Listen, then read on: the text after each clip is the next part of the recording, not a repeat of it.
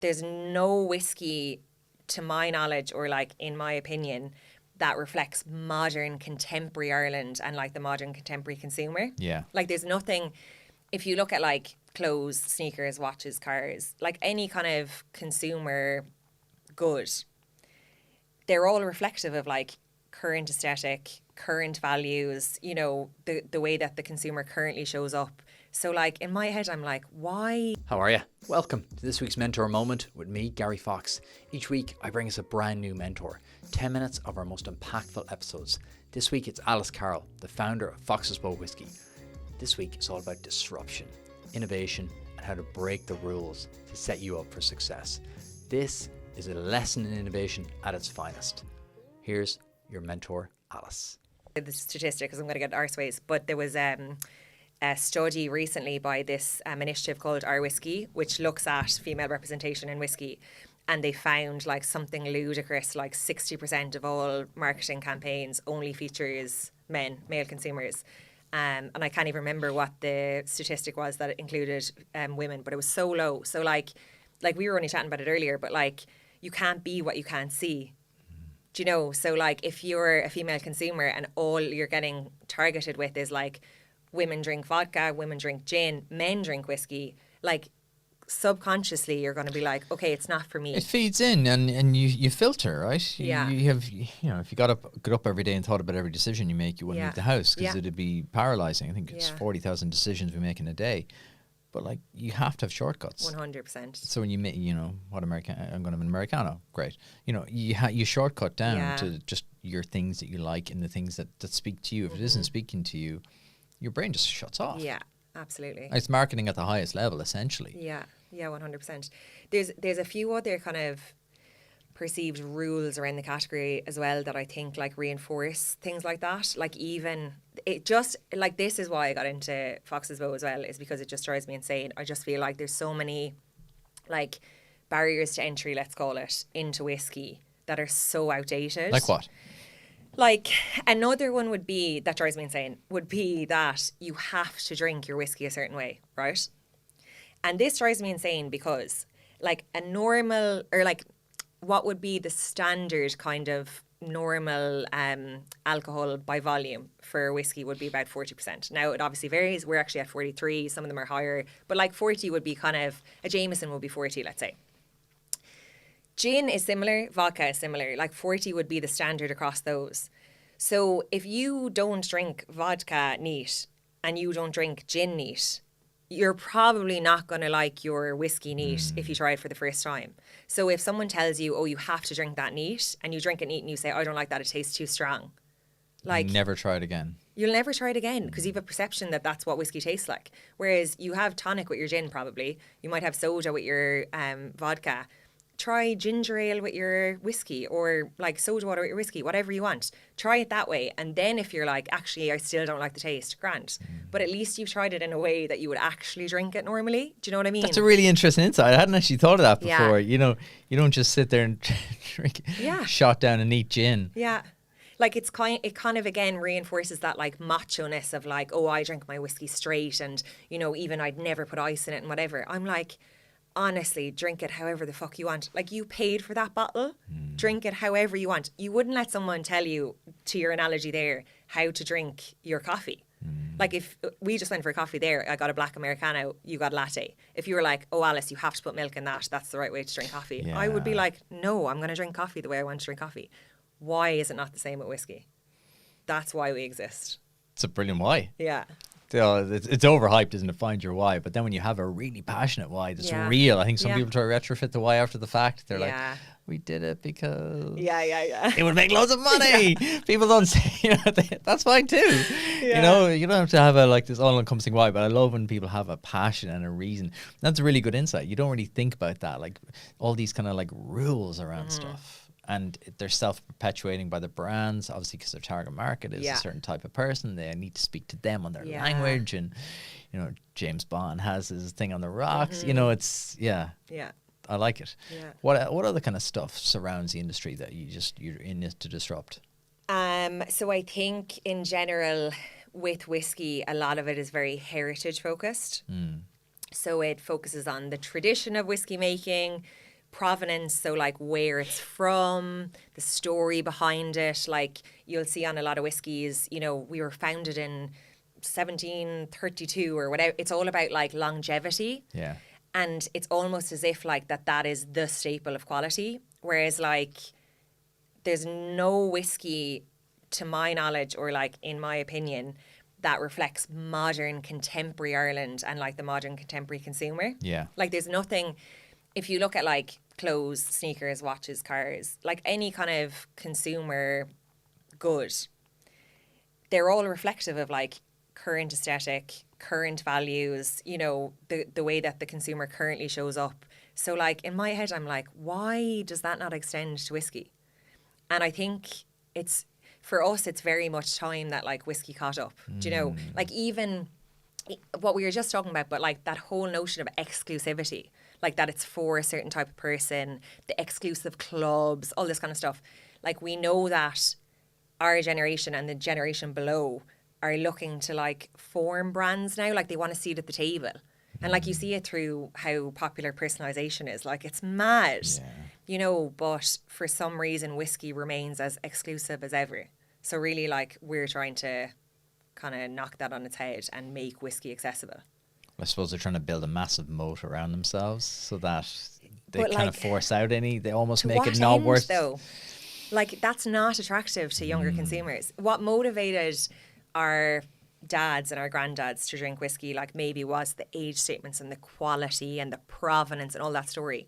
That's not the same as what motivates consumers today. Do you know?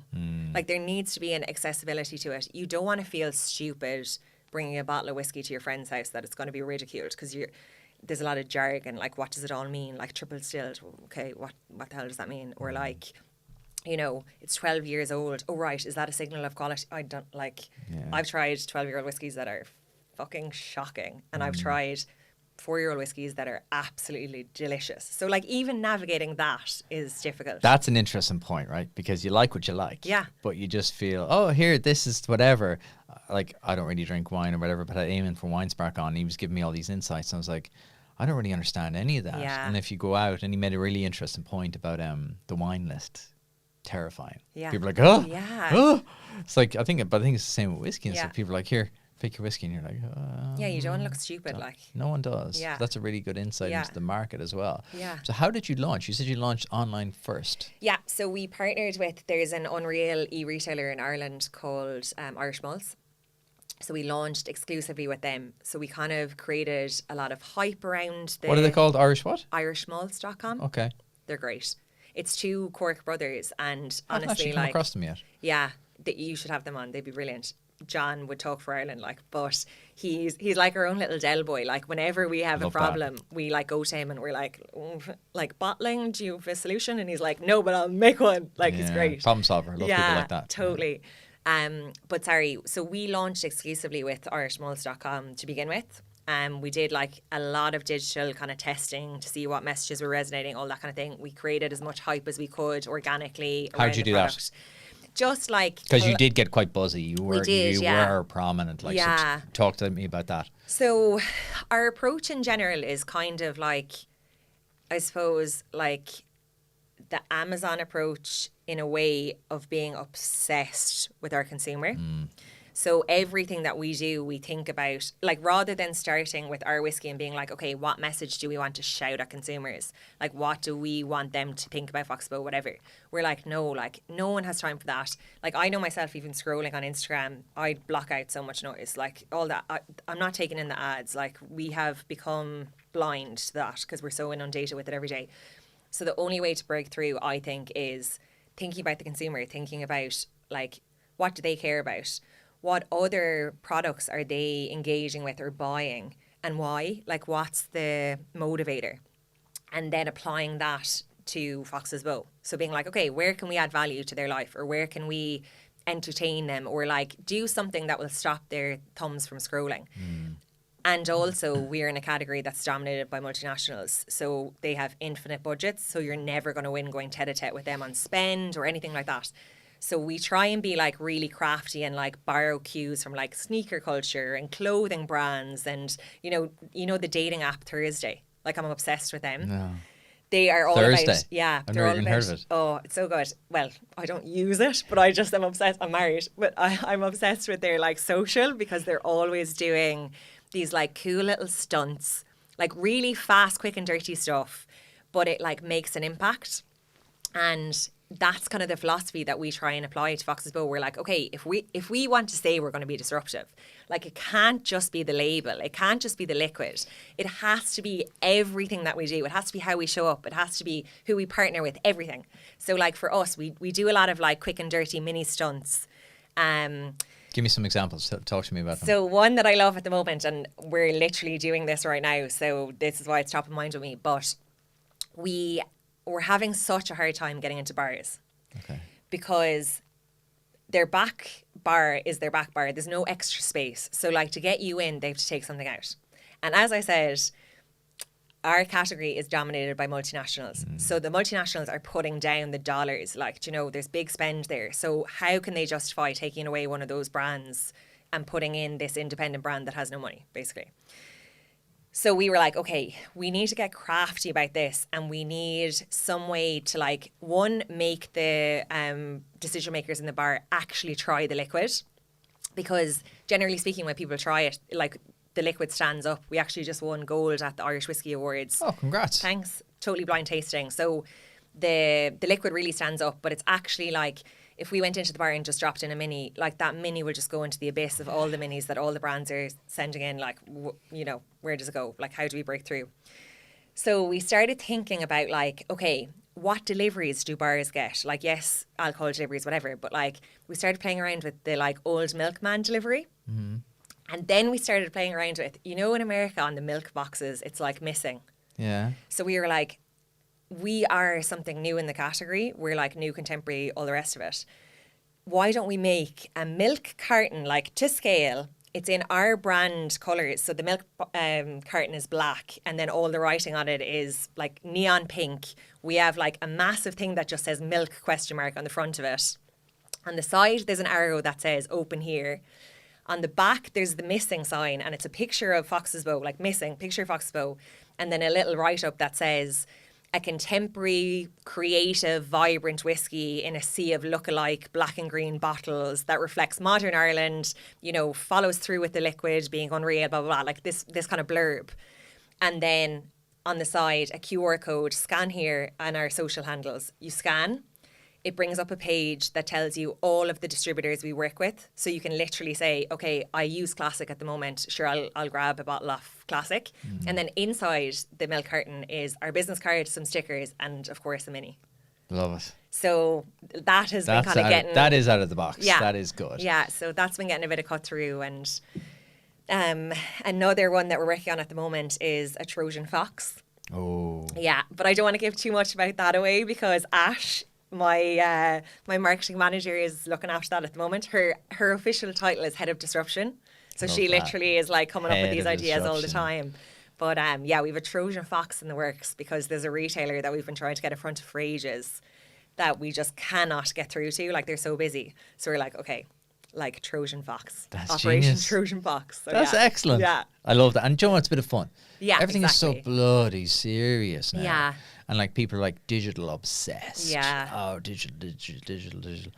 Everyone's going to open up a Trojan Fox. Yeah. Everyone's going to open up a milk carton, and you're like, what is this thing? And digital is great in the sense that like you can amplify all of those ideas. So, yes. you know, a stunt maybe before used to be like for the 50 people who happened to be in that place at that time and saw it, like flash mob, whatever.